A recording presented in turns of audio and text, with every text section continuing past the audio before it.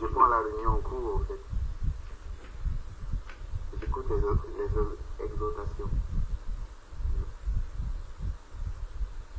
Il y a une question qui me fait réfléchir un peu. C'est dans Genèse chapitre 6 au verset 2.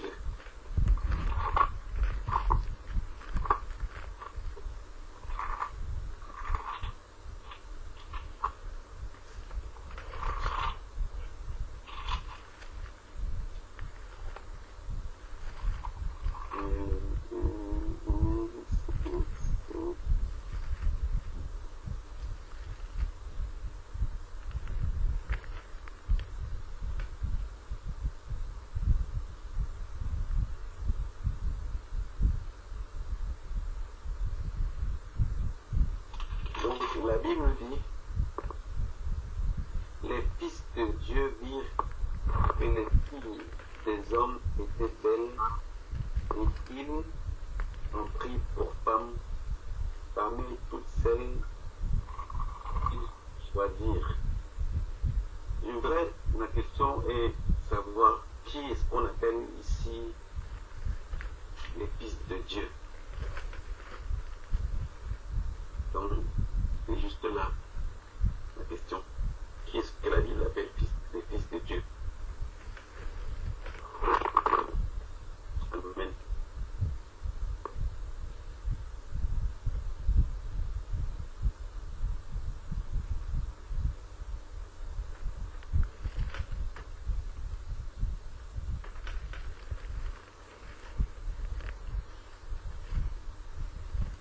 Une autre question, frère Stéphane. Dans Job, Oui. chapitre 1,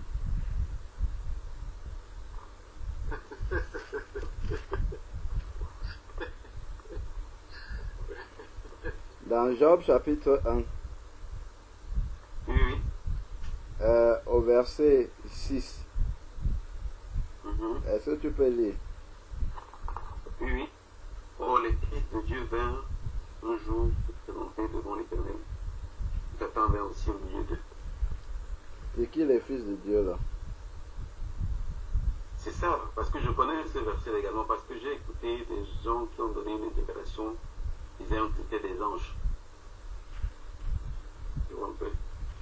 Et je me suis posé la question que, mais donc, est-ce que les anges, j'ai appris que les anges ont un sexe masculin, féminin. Je peux te poser une autre question encore, frère. Vas-y, frère.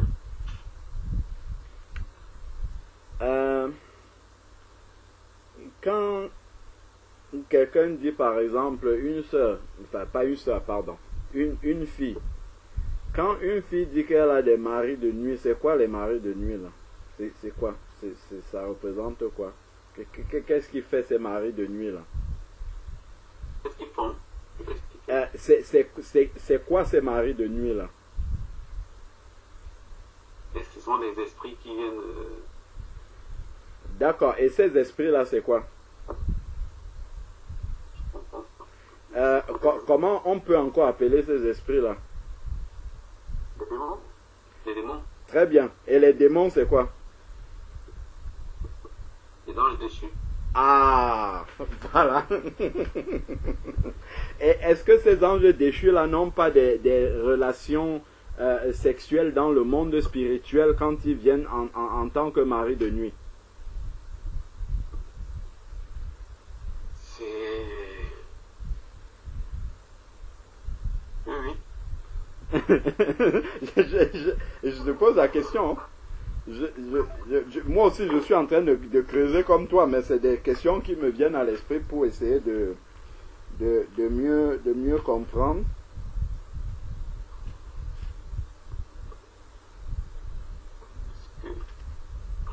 Ouais, mais ça ne répond pas. Comment, frère Manuel? Ça ne répond pas totalement. Non, je ne suis pas en train de répondre. Hein. Je dis que je suis en train de creuser la question comme lui en posant d'autres questions qui peuvent nous conduire sur le chemin. Ça ne répond pas. Jésus a dit, quand on lui pose la question, si quelqu'un se souvient, lorsque je ne sais pas si c'était les pharisiens ou les sadducéens qui sont venus tendre un piège à Jésus en lui disant que la loi dit que quand un frère meurt, s'il n'a pas eu d'enfant, son frère peut prendre sa femme pour lui susciter une progéniture. Après, il y avait une femme qui a épousé 7 frères, et après, quand les 7 frères sont décédés, la femme est morte aussi. Après, il demande, ce sont les sadducéens puisqu'ils ne croient pas à la résurrection, et il lui demande à la résurrection des morts, de qui sera-t-elle la femme? Est-ce que quelqu'un connaît ce passage-là? Il y a un verset que je veux voir là-dedans, qui peut aussi nous aider.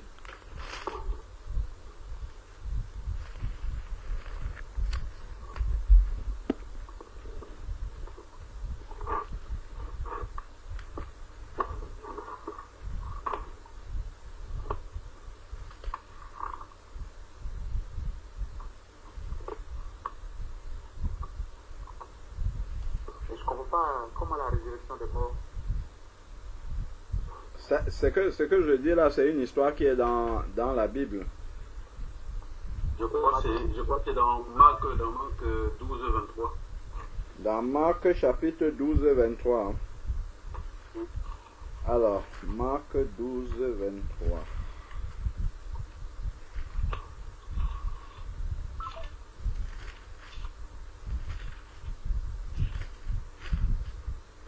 Alors, Marc chapitre 12, verset 23, dans les Sadducéens qui disent qu'il n'y a pas de résurrection. Voilà, ok. Dans verset 24, Jésus leur dit, voici pourquoi vous êtes dans l'erreur. Vous ne comprenez ni les Écritures, ni la puissance de Dieu. En effet, quand ils ressusciteront d'entre les morts, les hommes ne prendront plus de femmes, ni des femmes de mari, mais ils seront comme les anges dans les cieux.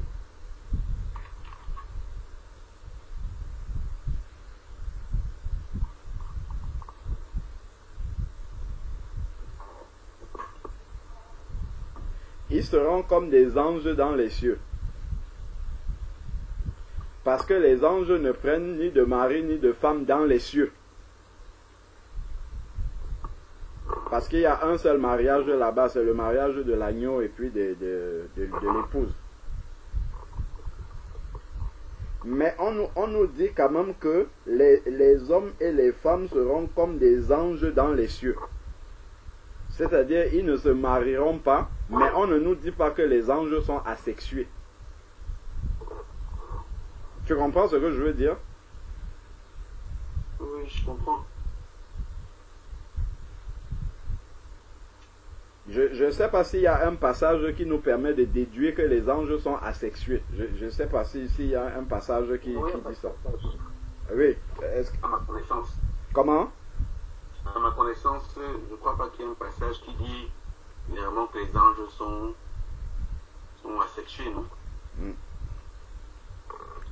Donc déjà, si on compare la situation des hommes et des femmes dans le ciel aux anges, ça veut dire que la seule différence, enfin moi ce que je comprends, que j'en déduis, c'est que la seule différence avec les hommes et les femmes qui ont vécu sur la terre, c'est qu'eux ils ne se marient pas.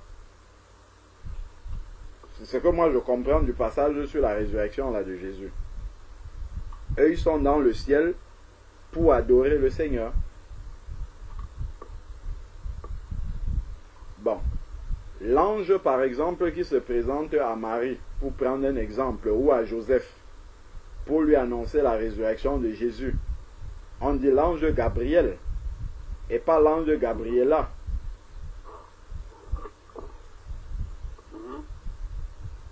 Qu'est-ce que ça veut dire?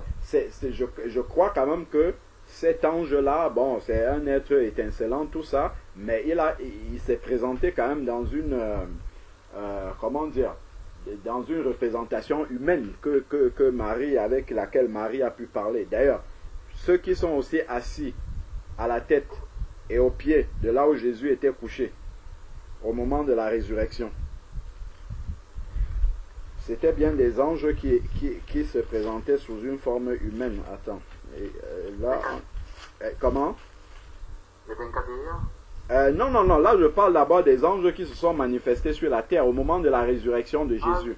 Quand Marie de Magdala, dans Jean 20, elle regarde dans la tombe, il y avait un ange, l'un à la tête et puis l'autre au pied de là où Jésus était couché. Et on a également... alors, est-ce qu'on a des précisions dans Acte 1:9, là où il y a des anges qui sont venus parler à ceux qui regardaient Jésus partir?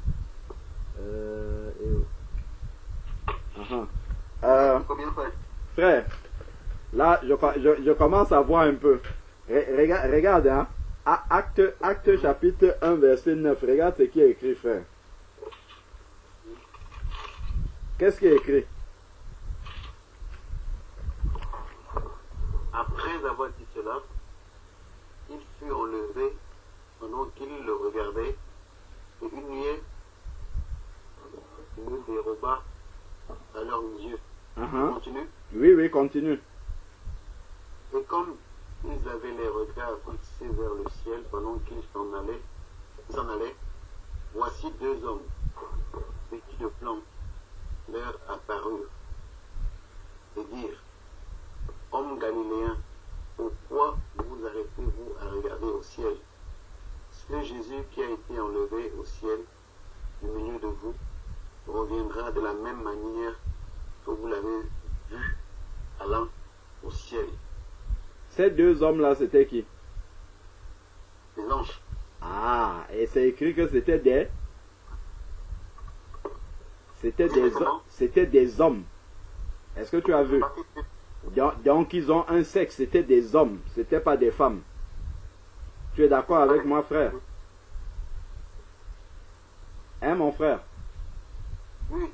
Ok, prenons maintenant dans Genèse chapitre 19. Les anges qui sont allés visiter Lot. Et aussi dans Genèse chapitre 18. Les trois hommes qui ont visité Abraham.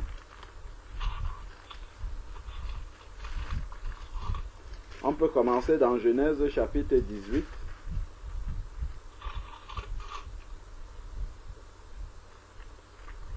Prends Genèse 18, versets 1 à 3. L'Éternel apparut parmi les chaînes de Mamré, comme il était assis à l'entrée de sa tente pendant la chaleur du jour. Il leva les yeux et regarda, et voici, trois hommes étaient debout près de lui. Quand il les vit, il courut au-devant d'eux, puis l'entrée de sa tente et se prosterna en terre. Ces trois hommes-là, c'est qui? C'est les anges. Alors maintenant, dans Genèse chapitre 19, tu peux lire par exemple à partir du verset 1. Les deux anges arrivèrent à Sodome sur le toit, sur le soir. Et Lot était assis à la porte de Sodome.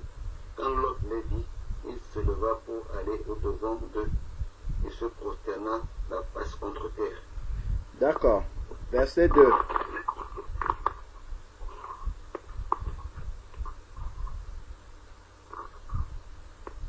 Ton micro est ouvert. Ah oui, désolé. Tu disais, Oui, continue, verset 2. Puis il dit, voici, mes seigneurs, entrez, je vous prie, dans la maison de votre serviteur, et passez la nuit, lavez-vous les pieds, vous vous lèverez de bon matin, et vous poursuivrez votre route. Ok. Non. Déjà ici là, avec mes seigneurs là, ça nous montre déjà que ce sont des hommes, n'est-ce pas? Mm-hmm. Ok. On va voir plus loin de manière plus précise. Regarde, regardons.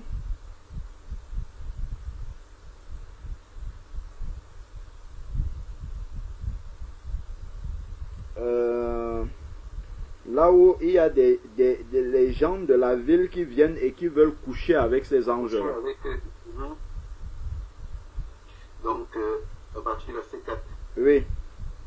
Ils n'étaient pas encore couchés et les gens de la ville, les gens de Sodome, entouraient la maison depuis les enfants jusqu'aux vieillards.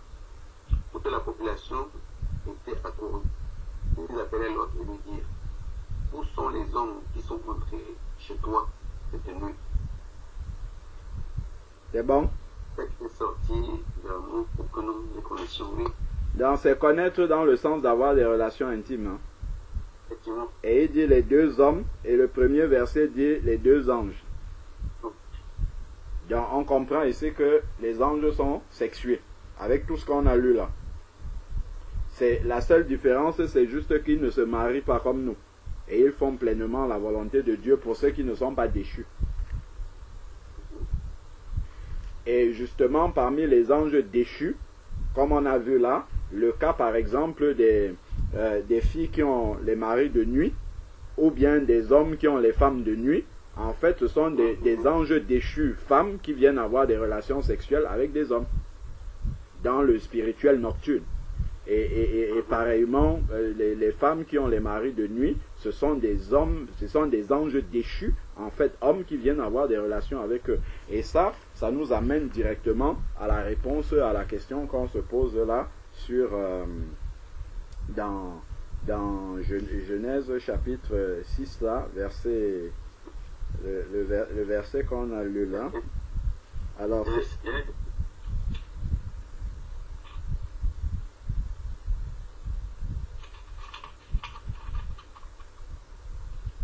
Deutéronome 7, 3. Verset 6.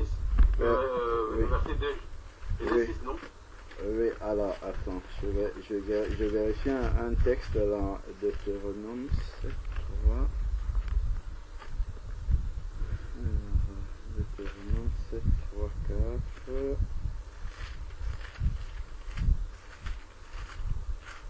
Deutéronome 7, 2.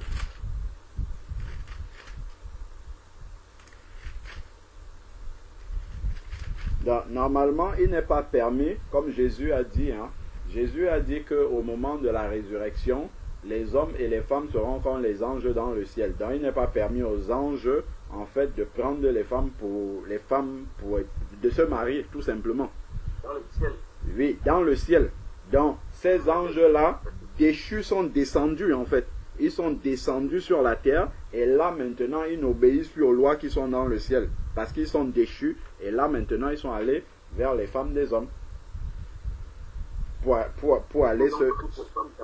Oui, ils les ont pris pour femmes de manière officielle. Donc, ils ont dû s'incarner comme ça physiquement pour prendre ces femmes-là pour épouses. Après, je ne sais pas, hein, que Dieu nous éclaire. Ça peut être aussi spirituel, la notion de mari de nuit et de femme de nuit aussi. Hein. C'est pas impossible. Parce que tu sais que les personnes, en fait, qui sont habitées par les hommes et les maris de nuit, il y a des mariages dans le domaine spirituel, hein, nocturne. Ça existe, ça aussi. Oui, j'ai écouté certains témoignages de personnes qui ont fait dans le spiritisme, comment ils avaient des maris là-bas dans l'au-delà. Voilà. Donc, tu peux, par exemple, ça, j'ai déjà entendu ça, par exemple, une fille qui a un mari, un mari dans le monde spirituel, donc qui est venu même contre sa volonté, et lorsque cette fille-là veut se marier en réalité, l'autre ne veut pas, l'autre n'est pas content, l'autre va pourrir la vie. J'ai déjà entendu des histoires comme ça où une fille, elle décide quand même de se marier néanmoins, soit il va produire peut-être des odeurs nauséabondes qui vont faire que son mari ne va pas avoir envie de s'approcher d'elle, des choses comme ça en fait, quoi. Il va vraiment produire des réactions qui repoussera et rejettera son mari en fait. C'est vraiment des choses comme ça qui existent véritablement dans le monde spirituel. Hein. Alors que c'est pas impossible que ça soit des mariages spirituels dans le mauvais domaine spirituel aussi. C'est-à-dire que ces anges-là sont descendus et ont pris les filles des hommes dans ce domaine-là de manière spirituelle, en fait. C'est pas impossible que ça soit aussi de cette façon-là. Ce qui ne leur est pas permis de toute façon en tant qu'anges, parce qu'ils n'ont pas le droit de se marier. Or, les relations intimes ne sont autorisées par le Seigneur que dans le cadre du mariage. Donc tout ça, ça fait en sorte que ça ne pourrait être que des anges déchus. Donc ici, Deutéronome 7.3.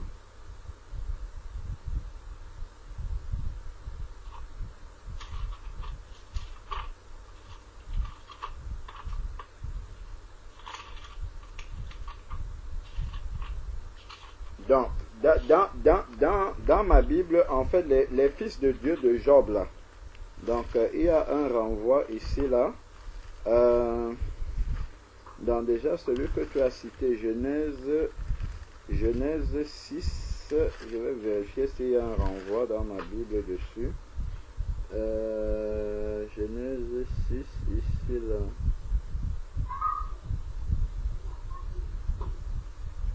Donc, dans le texte de Job chapitre 1, quand on parle des fils de Dieu, ils ont mis une explication en dessous.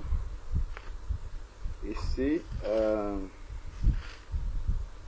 donc chez moi c'est écrit, alors les fils de Dieu, c'est écrit en fait les êtres célestes qui entourent le trône de Dieu.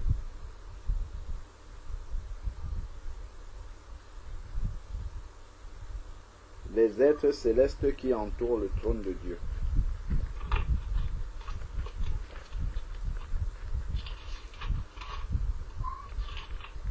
C'est une question qui m'a... Je réfléchis à tous les niveaux, je dis, mais ça, c'est quoi ça? Donc... Ouais, moi j'ai vu un verset qui peut nous expliquer également. Prenons Job, toujours dans Job 38, à partir du verset 4.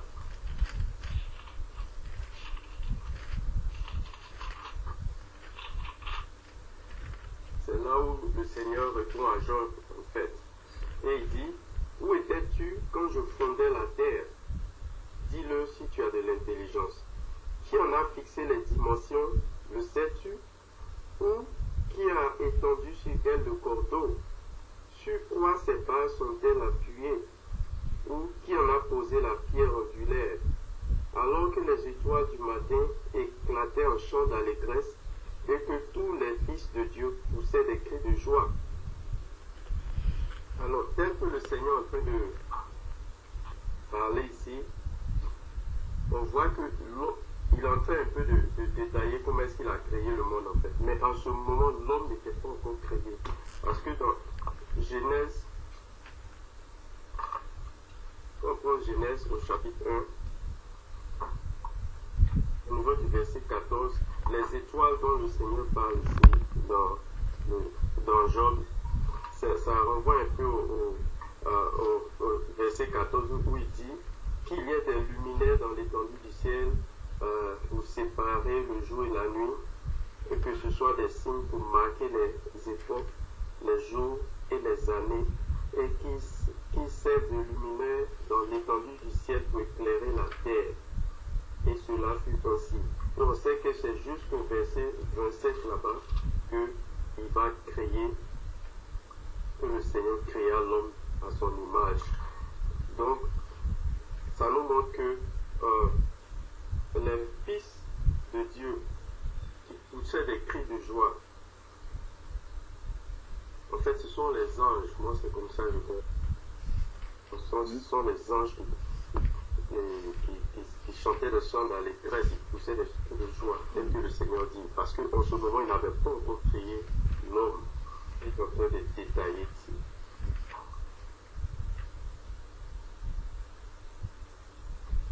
Amen. Amen.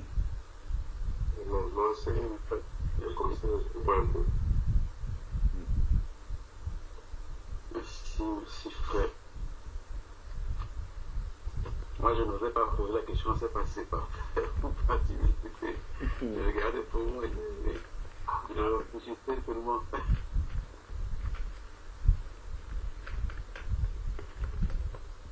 Merci. Donc effectivement, si on a bien compris tel que le Seigneur nous a conduit à comprendre, en fait, effectivement, les fils de Dieu, ce sont des anges, et on a compris qu'ils sont sexués, c'est-à-dire qu'ils sont soit hommes, soit femmes, en fait, tel qu'on a lu dans... En tout cas, ils sont au moins hommes. Après, femmes, s'il y a des femmes de nuit, ça veut dire qu'il doit y avoir les anges de femmes aussi. Donc, mais la Bible, pour la plupart des cas, nous parle souvent des anges hommes qui sont venus faire... enfin, en tout cas, de sexe masculin, donc on dit homme, voilà. Généralement, dans la Bible, quand on renvoie ces anges-là, enfin, le renvoi, c'est toujours chez des hommes. Généralement, ils sont présentés comme des hommes, généralement.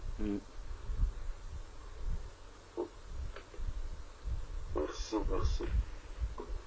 Gloire à Dieu, hein. Gloire à Dieu, parce que à la base, c'est une question sur laquelle je m'étais jamais penché vraiment. Hein. Je me suis toujours dit que ce sont les anges, mais sans creuser plus. Tu vois, parce qu'après, il faut comprendre, si on dit qu'ils ont pris des femmes, ce sont des anges, d'accord, mais il faut vraiment comprendre, est-ce que les anges sont sexués, comment ils peuvent prendre des femmes, est-ce que c'est possible? Voilà, comme on voit qu'il y a des anges là qui sont des hommes, ainsi de suite, donc forcément, s'ils sont des hommes, ça veut dire qu'il y a vraiment un caractère sexuel distinctif, et donc, forcément, ils peuvent prendre des femmes. Et si à Sodome aussi, les hommes, les gens de la ville ont vu qu'il y avait des hommes qui étaient entrés chez Lot, et ils ont donc vu qu'ils pouvaient avoir des relations intimes avec ces personnes-là. Donc les anges, c'est possible effectivement que des anges aient des relations intimes, sauf que cela ne leur est pas autorisé par le Seigneur. Amen. Amen. Mais sœur, vous êtes là? Ah, sœur, vas-y, mon frère Emmanuel. Pardon? Je crois que tu voulais parler, j'ai vu s'allumer là. Ah non, c'était une autre question, mais c'est pas grave, finissons d'abord. Non, c'était fini, ce que j'ai vu allumer, j'ai cru que tu voulais intervenir en fait. Vas-y, Bon, mon frère. c'est ça pour une question. Vas-y, mon frère. D'accord, gloire à Dieu. En fait, toujours dans Genèse, en fait, la question qui m'embêtait un peu, c'était la postérité de la femme. Je ne comprenais pas comment une femme pouvait avoir une postérité. Et je ne sais pas si Dieu faisait allusion là à Jésus, mais qui devait venir, mais bon, ça me paraissait un peu bizarre. C'était dans Genèse 3, je crois, verset 15. Moi-même, je sais que beaucoup de fois, quand les gens sont référés à ce verset, c'était à Jésus qui se... D'accord. Et alors, l'image du serpent qui mord le talon, ça apparaît où alors? C'était... Bon, les gens parlaient de la crucifixion. Oui, mais le talon mordu. Donc, Genèse chapitre 3, la Bible nous dit, au verset 14, à partir du verset 14, l'Éternel Dieu dit au serpent, puisque tu as fait cela, tu seras maudit entre tout le bétail et entre tous les animaux des champs. Tu marcheras sur ton ventre et tu mangeras de la poussière pour les jours de ta vie. Je mettrai intimité entre toi et la femme, entre ta postérité et sa postérité. Celle-ci t'écrasera la tête et tu lui blesseras le talon. Parce que la même, on pourrait poser la même question, c'est aussi pour la postérité du serpent. La même, on pourrait dire. Mais bien sûr que le serpent a une postérité. Non, j'ai pas dit qu'il n'a pas, j'ai dit on pose c'est la question. sens. La postérité de la femme et la postérité de... Parce qu'il parle de postérité là, non?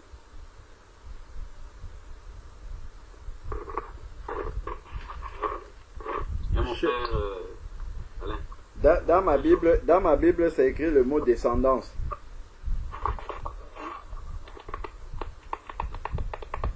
Ah ouais, d'accord. C'est entre ta descendance et sa descendance. Ça, c'est ce qui est écrit chez moi. Mais je sais que la plupart des cas, quand on utilise ce verset, quand on parle de la descendance de la femme, on se réfère à Jésus. Bon, comme le frère pose la question, quand on parle de talon, ça se réfère à quoi? Déjà même Paul, oui, le talon, voilà. C'est le talon. Parce que la crucifixion, c'était à la pas du coup qu'on a trouvé sur cette livre. Mais je suis pas sûr. Parce que la crucifixion devait être à la base un objet de malédiction au fait, pour Jésus. Mais au fait, par la grâce de Dieu, la croix a été, au fait, ce funeste que Satan a réservé à Jésus a été en fait transformé en un destin de gloire. Donc le plan de Satan a encore échoué une énième fois. Donc, mais après, je ne comprends pas le talon. Je ne sais pas si c'est cette action en fait, qui a conduit Jésus-Christ à la résurrection, qui a permis vraiment cette victoire sur le serpent. Franchement, je ne comprends pas. Mais après, bon... Dans ma Bible, hein, frère. Dans ma Bible, quand le verset dit celle-ci t'écrasera la tête et tu lui blesseras le talon, ça me renvoie dans le livre de Colossiens, chapitre 2, au verset 15. Oui, pareil. Voilà. Et de là, justement, on parle de la croix. Tu vois, et je pense que quand on parle de talon, là, c'est. Je peux penser que c'est les clous qu'on a sur les pieds de Jésus et sur ses bras. Wow. Donc après, ça reste encore vraiment que Dieu puisse éclairer davantage. Je ne sais pas si les frères ont une révélation par rapport à ça. Parce que si on se pose la question, c'est qui alors la postérité de la femme? Et on sait que c'est Jésus hein, qui est descendu du sang. Moi aussi, je pense que c'est... Dans la graine des membres, hein. Voilà.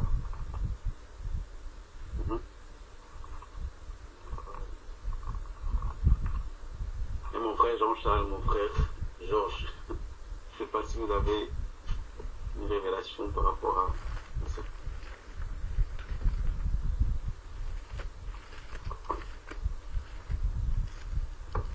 Parce que si c'est Jésus, c'est que Dieu avait prophétisé déjà la venue de Jésus-Christ depuis la Genèse.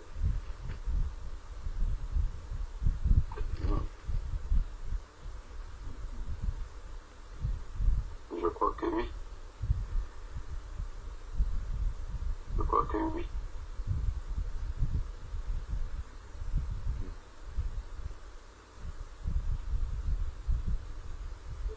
Mais moi, la question que en fait, je ne comprends pas bien la question. En fait, la question c'est la postérité de la femme bien identifiée par rapport à Colossiens, on l'a identifié. Maintenant, c'est le côté talon. En fait, est-ce que ça peut nous aider, par exemple, dans nos combats spirituels, à utiliser au fait ce verset-là pour les brandir devant l'ennemi? Voilà. Je dis que, par exemple, nous marchons derrière celui qui a écrasé la tête, même si tu lui as mordu le talon, par exemple. Bon, je sais pas, voilà, parce que quand moi je prie, j'utilise beaucoup de versets bibliques pour pouvoir quand même prier. Et ça peut être intéressant si on comprend bien le sens de rappeler cela à l'ennemi. Donc,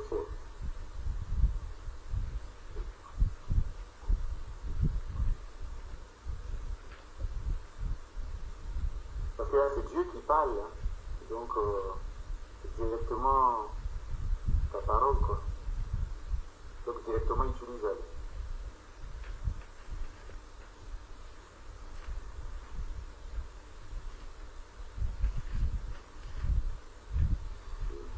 Bon, après, ça n'empêche pas de prier, hein. Je peux juste pour avoir une question. Moi, je suis prêt à donner une révélation.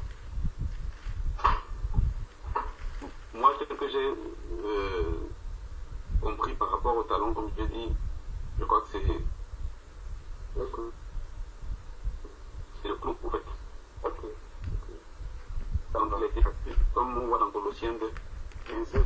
On parle de la croix, donc je pense encore le clou qui a été mis sur les pieds. Ok. Est-ce que je... Et à quoi renvoie le verset selon ma Bible, quoi. Parce que maintenant, autre explication, je sais pas. Bon, ça me va. Frère Georges, tu arrives encore prêt. Hein, frère Emmanuel, tu ne trouves pas aussi? Non, ça me va, ça me va. Parce que Ça me va. réfléchissons. C'est comme c'était le talon et puis... Après, je sais pas si Isaïe avait prophétisé là-dessus, hein, je sais pas. Non, je ne pense pas qu'Isaïe un peu parlé un peu plus vaguement du sujet, non? Mais pas précis comme ici dans Genèse, on dit bien talent. Talon, oui, oui. Voilà. Isaïe dit qu'il va souffrir et puis ça, mais c'est pas avec précision, comme ici, non?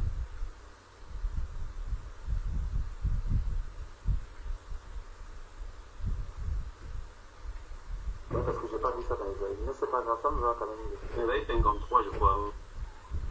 Il a été blessé. Ouais. Je pense pas qu'on est précis, c'est pas comme ici.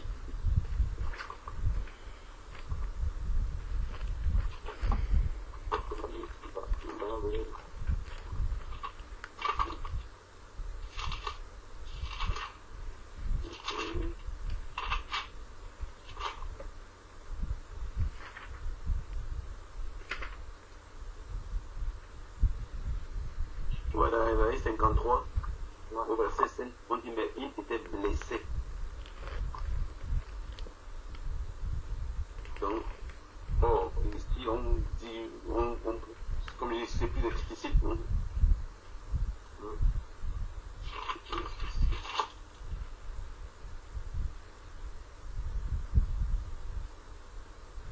Oui, c'est un peu vague.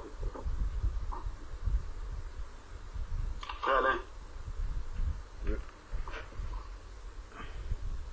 Il y a un peu quelque Oui. chose à ajouter par rapport à la question du frère Emmanuel.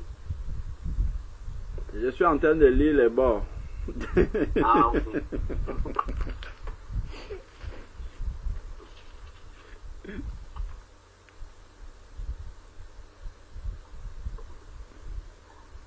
Ah, ok. C'est quoi ça? Commentaire biblique. Commentaire biblique. Ah, ok. Et tu trouves ça où? J'essaye de voir aussi ce qu'ils ont dit. C'est un des rares commentaires bibliques quand même qui parle du voile de la femme et de l'église de maison. C'est un des rares. C'est à la maison de la Bible, hein, c'est William MacDonald. Ah, mais faut noter ça sur le forum. Oui, attends, je vais mettre un lien là-dessus.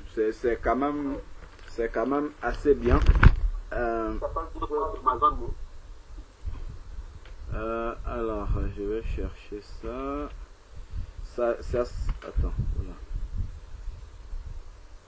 Ça s'appelle Commentaire biblique du disciple, William MacDonald. Je vais rechercher et envoyer le lien. D'accord, merci. Merci, frère.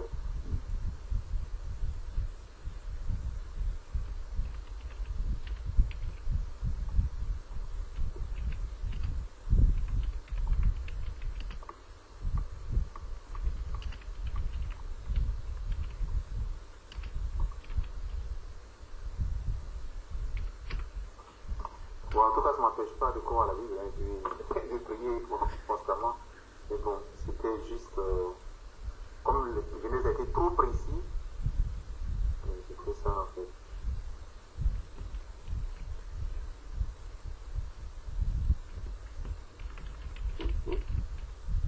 J'ai téléchargé une application là sur une communauté biblique, mais c'est assez vague, c'est pas très fort. On peut voir ce que ça dit.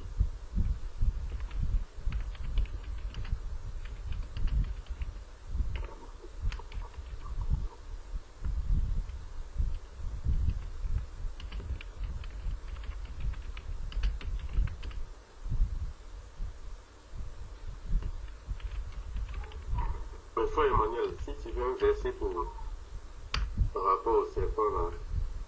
Au verset de Luc 10-19 là, c'est...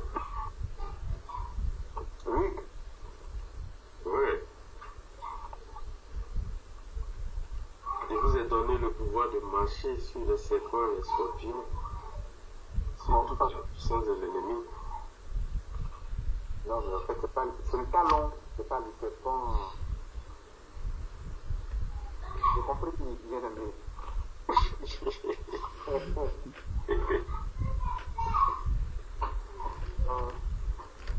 C'est gentil. C'est le problème.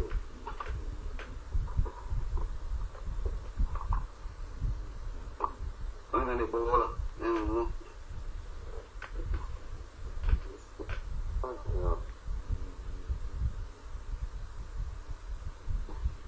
En tout cas, quand moi j'ai lu le livre de Genèse là, jusqu'au verset, jusqu'au chapitre 4, et bien pour moi, toute la Bible il était déjà expliquée au fait.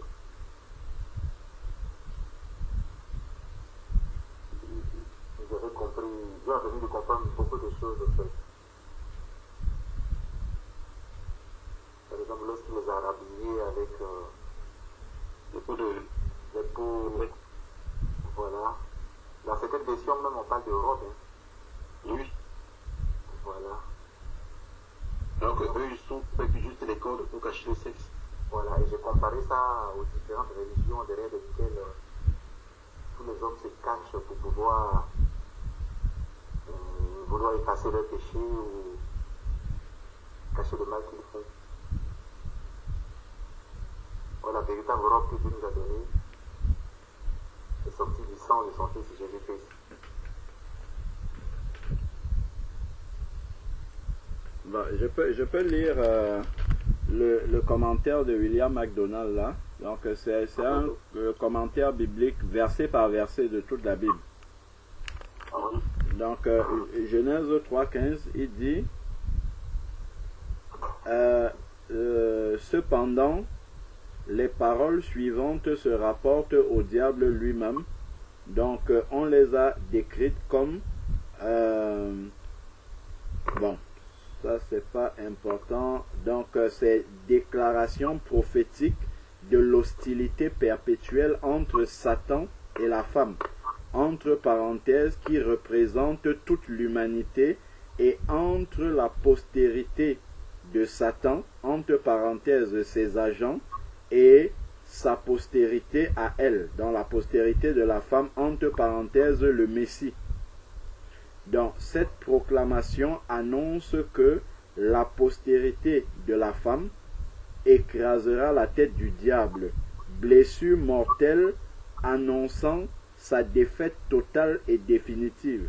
Cette blessure fut administrée au calvaire quand le Sauveur vainquit de manière décisive le diable.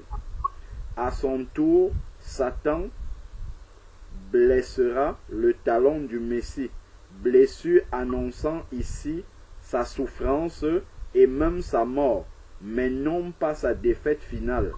Ainsi Christ souffrit sur la croix et même mourut, mais il ressuscita des morts, vainqueur du péché, de l'enfer et de Satan.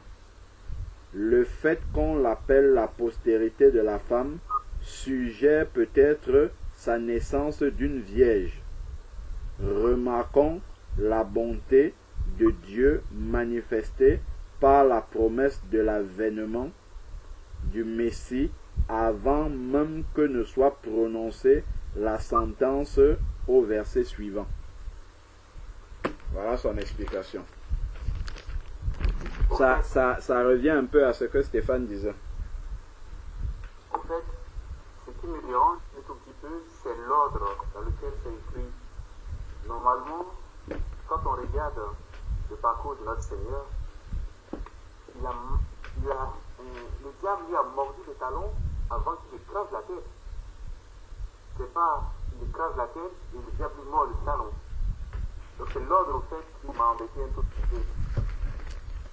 Après, Dieu est souverain, il sait pourquoi il a dit là. Allô? Oui.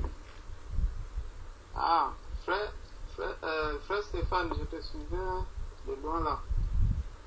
Je disais, regardons un peu Jean 13. Regardons un peu Jean 13, verset 18. D'accord.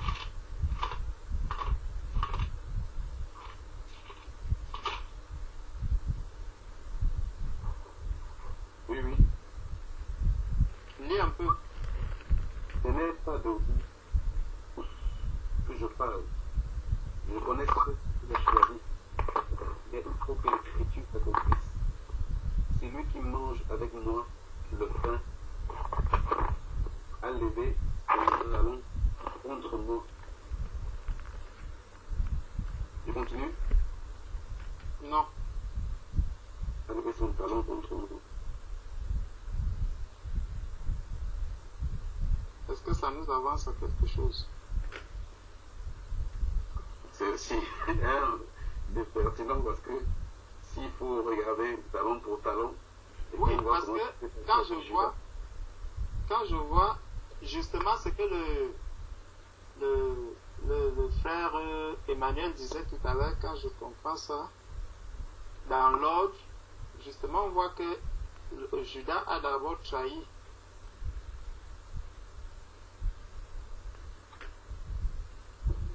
Judas a d'abord trahi Jésus avant les blessures.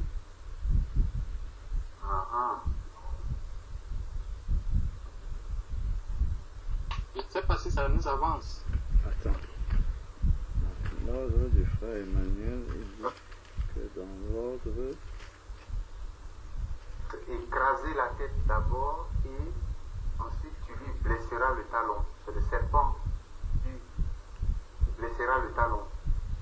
En fait, la postérité du serpent.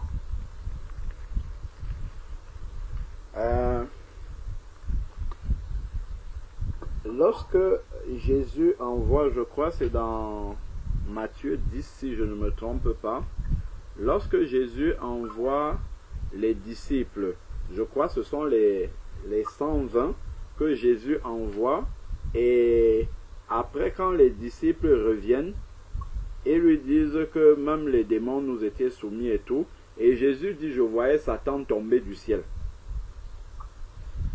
Est-ce que quelqu'un se souvient de ce passage-là? Est-ce que là, il n'est pas déjà en train d'écraser la tête La postérité. La tête du diable, puisqu'on sait de qui il s'agit? Attends, je crois, dans Matthieu 10, pour respecter la chronologie, hein, après...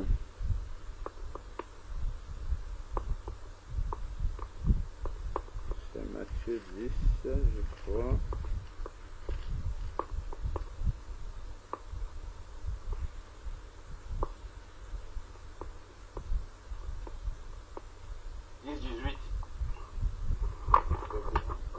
Dix, 18.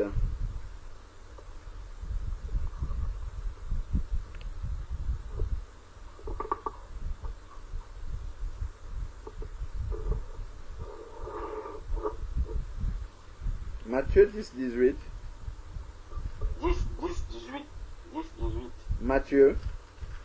Oui, oui. Alors, attends, moi je lis dans quoi là? Non, Luc 10, 18. Ah, Luc 10, 18, ok. Luc 10, 18, oui, ça doit être ça.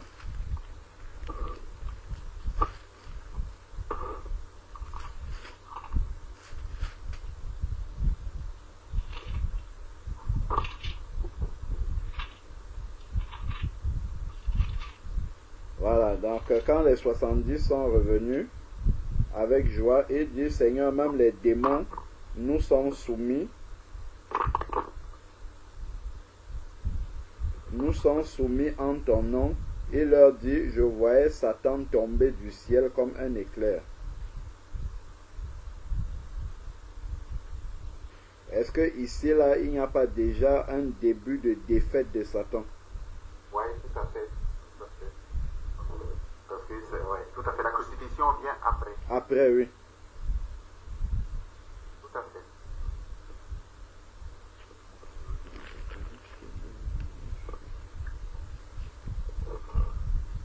Ok. Il faudrait qu'il ajoute la concordance biblique, par exemple, de ce verset-là. Oui, c'est sûr que c'est pas trivial, hein. C'est là où j'aime un peu le livre de David Martin, parce que c'est comme si à chaque verset, ça te renvoie à quelque chose. Alain Patrick. Hein? Oui. La groupe, là, la 1744. Oui, tout à fait. On dirait qu'à chaque verset, ça te renvoie. C'est tellement. Et tu la trouves où encore? Comment? Tu la trouves où là, la 1744 là? Non, mais même dans les librairies chrétiennes, là, Arrête, c'est fini, hein? Hein? C'est fini? Arrête, non plus, hein? Même la 1910, c'est terminé, hein? Eh ben. Ouais. Les bonnes versions commencent à disparaître, hein? Tout à fait. Il faut s'en procurer, hein? Ouais. En tout cas, merci frère Alain, hein. Ça m'éclaire quand même. Ça me permettrait de justifier lorsque j'ai une personne qui est en face de moi qui me pose. Parce que cette question, ils m'ont l'ont posée une fois, mais je l'ai ramené la concordance qui était juste en dessous. Et tu vois qu'avec la David Martin, tu as trois renvois au lieu de 1 dans 8 secondes. Donc, je vois un peu. Ok. En tout cas, merci. Donc, le premier renvoi, c'est dans le livre de Matthieu, chapitre 4, verset 1. Ouais. Mais j'aime autant Luc 10, 17. Je vais le noter. Merci beaucoup. Amen. Essaye un peu de regarder la David Martin là dans Amazon. Je crois qu'Amazon, tu peux encore avoir la chance de trouver ça. C'est dans la librairie. Ok.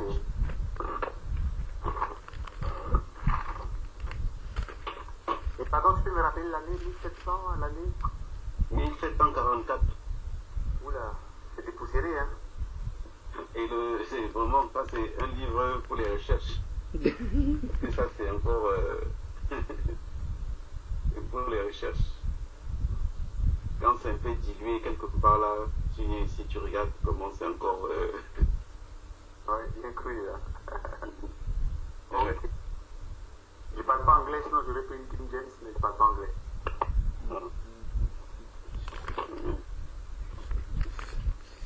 Mes sœurs, est-ce que les sœurs sont encore là?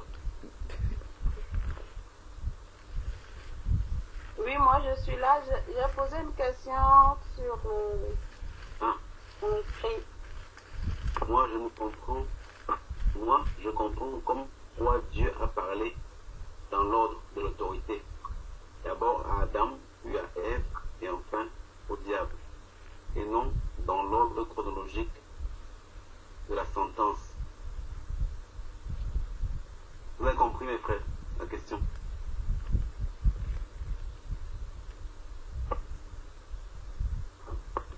Tu reformule un peu toi-même avec tes propres. On commence à poser un peu la question.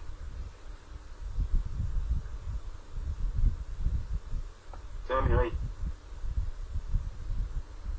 Oui, c'est toujours mon micro. Ben oui, sur le sujet sur lequel vous discutez, moi j'ai compris que quand c'est selon l'autorité et la responsabilité, donc quand Dieu a voulu parler, ben, il a appelé d'abord Adam, puisque c'est lui le responsable, l'autorité d'abord. Donc il lui a donné sa sentence, puis ensuite à Ève, il lui a donné sa sentence, puis ensuite au diable qui nous doit soumettre, sur lequel nous, les enfants de Dieu, on doit avoir toute autorité. Donc c'est comme ça, moi je l'ai compris, mais voir, savoir ce que vous en pensez. Même si toute la sentence, enfin, je ne sais plus comment m'exprimer, mais par rapport à l'ordre dont parle le frère Emmanuel, quoi. Moi c'est comme ça quand je lis ce passage dans la Bible, Dieu s'est adressé d'abord à Adam, puis ensuite à Ève, puis ensuite au diable, par rapport aux responsabilités de chacun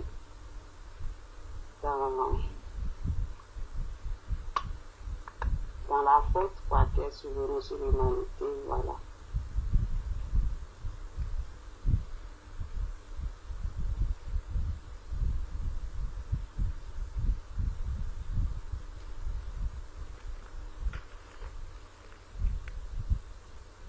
L'ordre dont parle le frère Emmanuel, c'est à la fin du verset 15, hein, c'est ça, hein, frère. Celui-ci t'écrasera la tête et tu lui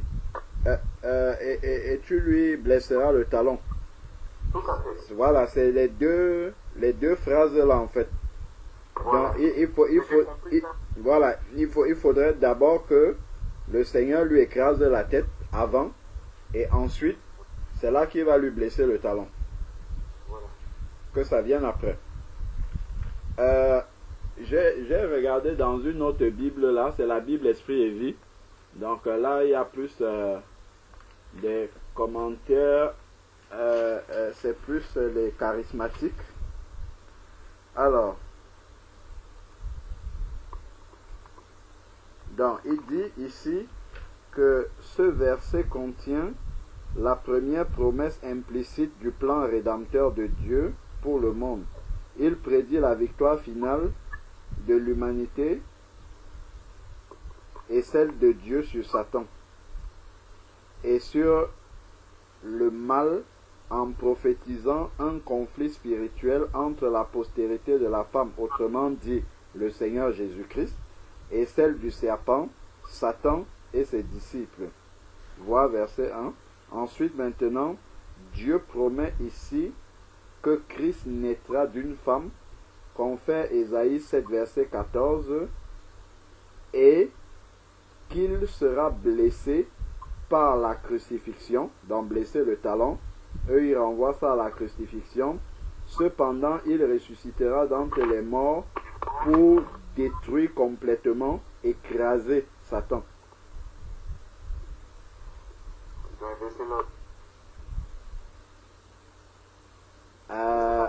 Donc, Tu lis ça, lis dans le livre que tu nous as présenté tout à l'heure là. non, là maintenant je suis dans une autre Bible, c'est Esprit et Vie. C'est ça. Donc, le verset parlait d'abord d'écraser la tête et ensuite blesser le talon. Donc c'est d'abord le Seigneur Jésus qui doit écraser. Ici là, eux ils disent qu'il y a la crucifixion d'abord qui serait écrasée pour eux et après la résurrection, et c'est là où Satan serait écrasé totalement.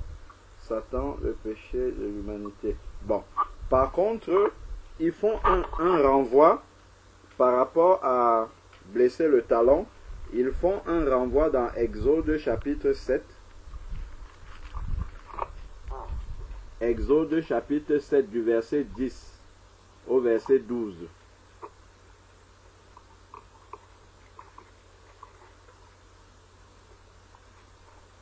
Je lis. Oui, frère, s'il te plaît. Moïse et Aaron allaient auprès de Pharaon et ils firent ce que l'Éternel avait ordonné. Aaron jeta sa verge devant Pharaon et devant ses serviteurs, et elle devint un serpent. Verset 10 de Exode 7. Jusqu'à 12.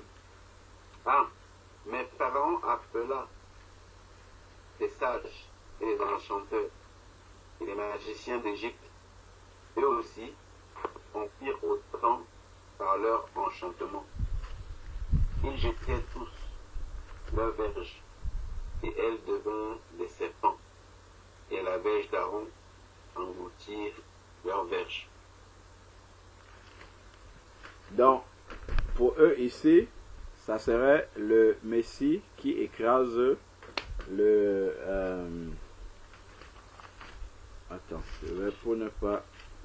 donc, pour eux ici, ça serait le Messie qui écrase la tête du serpent.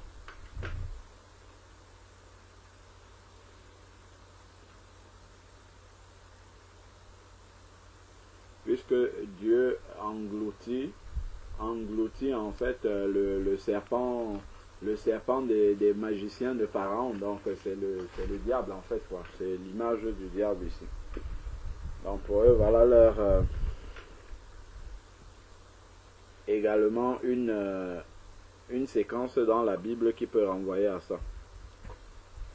Bon, Je crois qu'on a bien exploré le sujet. Mais moi, en tout cas, peut-être m'explique quand même, que rapproche plus de l'explication, hein, ça me va. Luc 10, 17, hein. Oui, ou Oui. les 35 qui s'est passé à mon père, là. Les 70 qui sont rentrés. Voilà, qui sont entrés, ça me va bien. Oui, là c'est direct, hein. C'est vraiment Jésus qui le dit, qui voyait Satan tomber, quoi. Voilà. Ça c'est vraiment... Satan qui mord la poussière, qui est écrasé par Jésus, mais même si après lui mord les talons par crucifixion, il a la victoire au final, donc oui. Ça me va. Gloire à Dieu. Amen.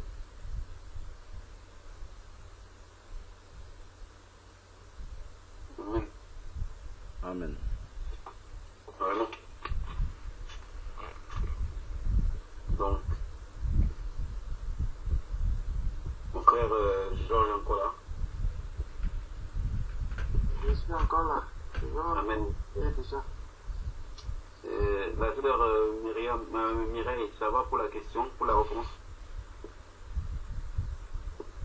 Ben Stéphane, je m'apprête déjà à vous quitter.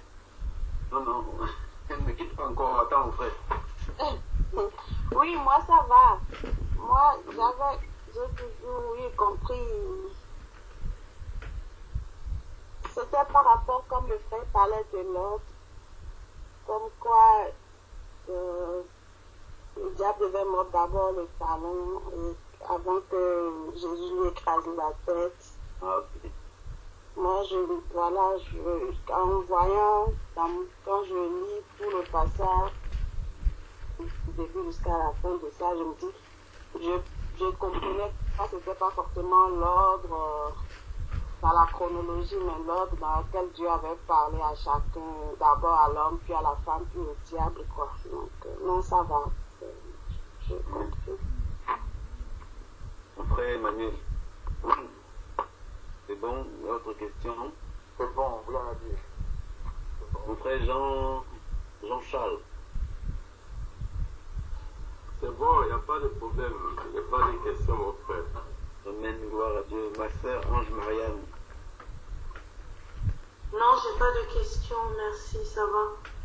Que Dieu te bénisse abondamment, ma sœur. Amen, et que Dieu te bénisse aussi. Que Dieu vous bénisse, mes frères et sœurs. Amen. Amen. Sœur Florence encore là.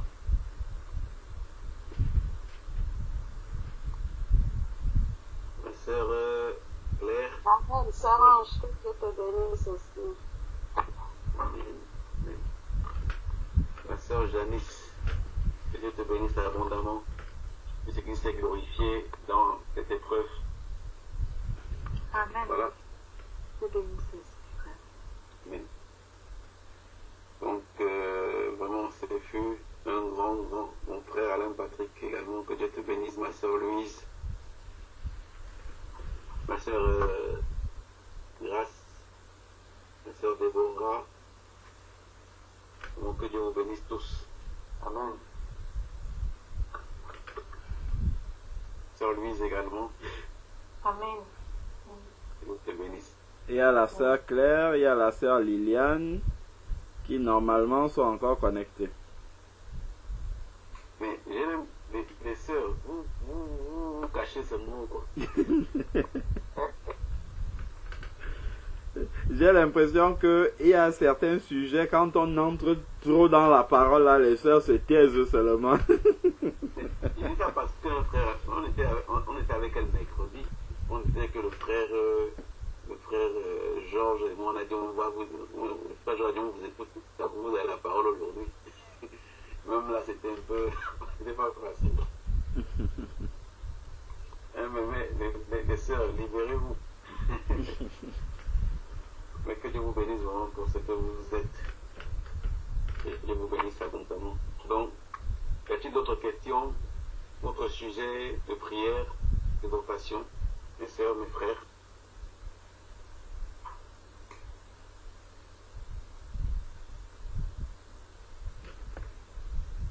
Mes sœurs, vous m'écoutez, non? Oui, on t'écoute, frère Stéphane.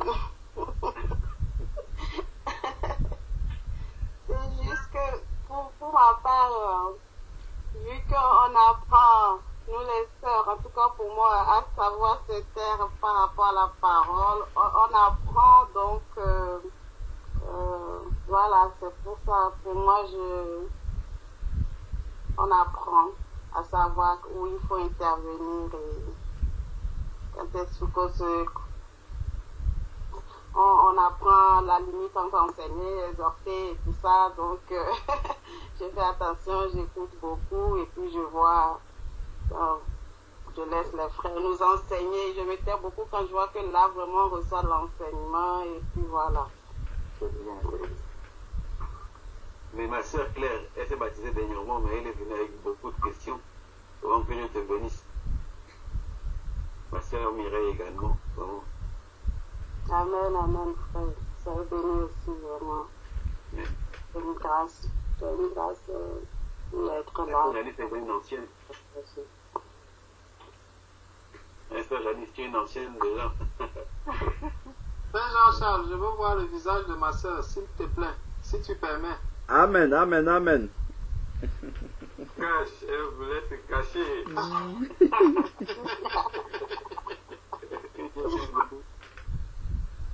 Bonjour, bonjour ma soeur, que la grâce du Seigneur soit avec toi. Nous sommes dans la joie de te voir. Sois la bienvenue au milieu de nous. Que Dieu te bénisse abondamment.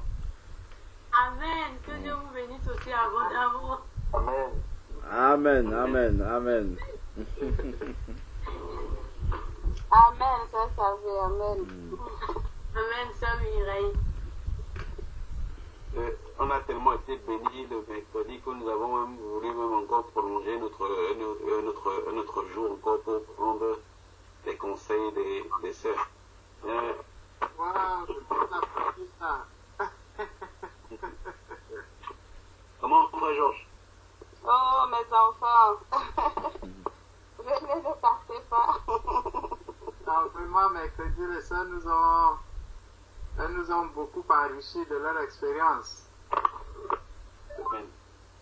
Si on avait enregistré ça, ça aurait été vraiment...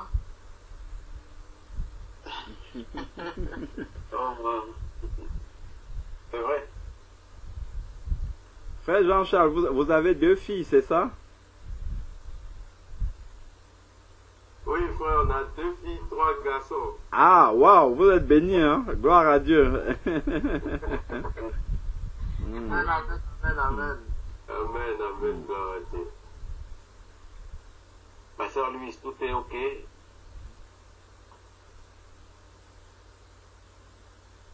Sœur Louise, sœur Aline, tout est ok pour vous? Amen, ça va. Gloire à Dieu. Frère Jean-Charles, je te laisse la parole. Conclure.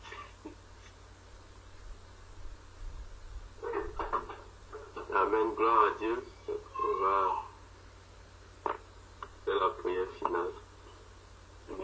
C'était une joie de passer du temps avec vous. Nous, on n'a pas sommeil, vous êtes fatigués. Moi, j'ai pas sommeil. Hein. Moi, tout à l'heure, je buvais le café là, je suis en forme. Non, moi, il y a sommeil. Si, on a sommeil.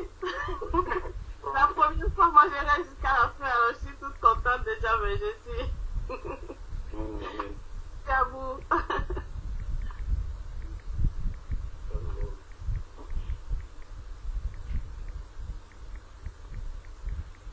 Nous voulons te glorifier,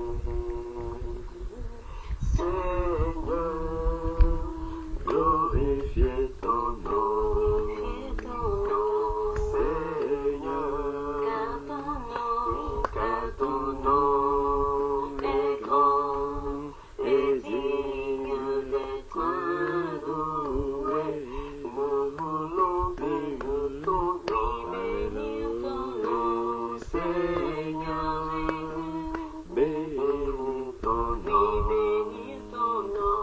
Seigneur,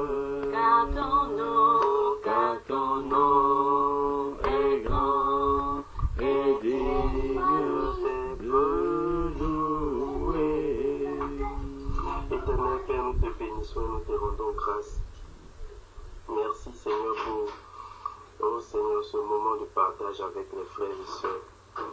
Merci Seigneur d'avoir disposé toutes choses. Seigneur, merci de nous avoir conduits par ton esprit. Merci Seigneur pour ta grâce dans nos vies. Merci de nous avoir rachetés par ton sang, Seigneur notre Dieu.